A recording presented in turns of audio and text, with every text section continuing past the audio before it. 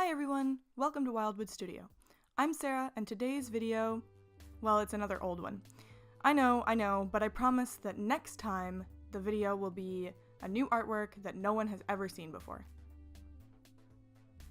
This lion is a burning that I did in August 2016, and once again, I recorded the process meaning to post the video at the time, so I'm doing it now.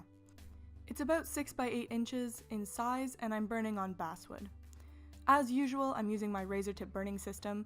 I actually also have a walnut hollow Versa tool that I got after I got the razor tip, and I use that for larger areas. It's sort of funny that I got my walnut hollow tool after, because I think a lot of people sort of start out with that one, but I actually just started with a $20 burner from Walmart.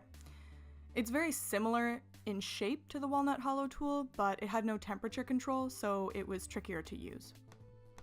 Actually, I guess my first tool was one that I got from a yard sale, but I don't think that one really counts because the cord was all chewed up and I just ended up having to replace it because it took forever to heat up. I got a lot of use out of that Walmart burner, and after I got good with that one, I moved on to the razor tip burner, and I've never used the Walmart one since.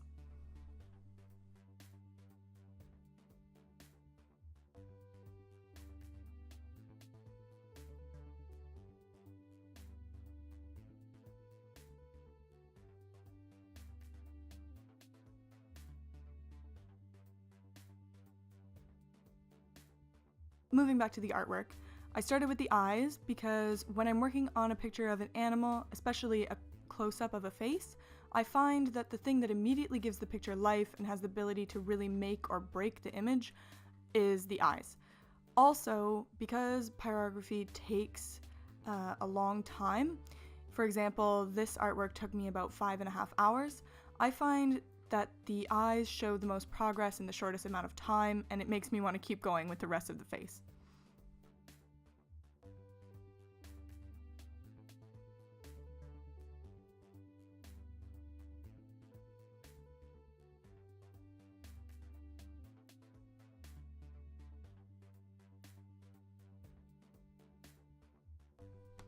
With this one, I also did a more detailed undersketch so that I could see roughly where the large areas of light and darks are supposed to go. I think this helped me a lot because once I get going, I can't really erase things. Once I burn it, it's there. So I like having some extra pencil lines so that I have a clear idea of what I plan to do before I even turn on my burner. I also have a tendency to sort of jump around my work and work on different parts of the artwork. This is because it's safer to burn on a lower temperature and have to go back over different areas than to risk having the heat too high and burning the same spot way too dark. As I said before, I can't really erase something once it's there, so if I burn it really dark, it's just going to be there forever. On that topic, you have probably seen me using an eraser over the course of this video, but that's only to get rid of the pencil lines once I'm done with an area. I like to do this while I'm working so that I can see how it's turning out, and also because it makes it easier to blend areas of shading if those lines aren't showing through.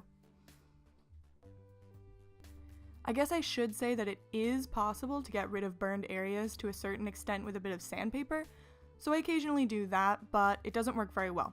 This is especially true for anything that is burned really dark, because it usually means that it's sunk deeper into the wood, and I have to be wearing away parts of the wood as I sand, so I don't want my artwork to be covered in little tiny divots. So that's why I can't really rely on sandpaper to solve all of my problems.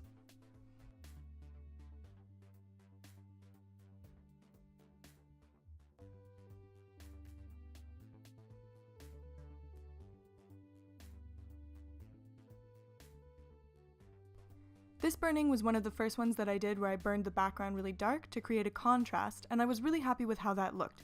But it did take longer than just leaving it blank, since darker areas are created with higher temperatures, yes, but also by leaving the burner in contact with the wood for longer. So, with a combination of those two factors, you get a smooth dark area, but it does take longer than burning lighter areas.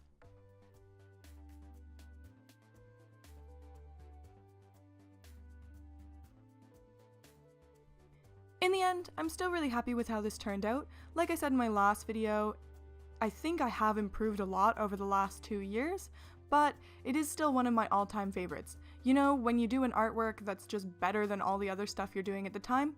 So I think it still holds up, and I hope you like it too.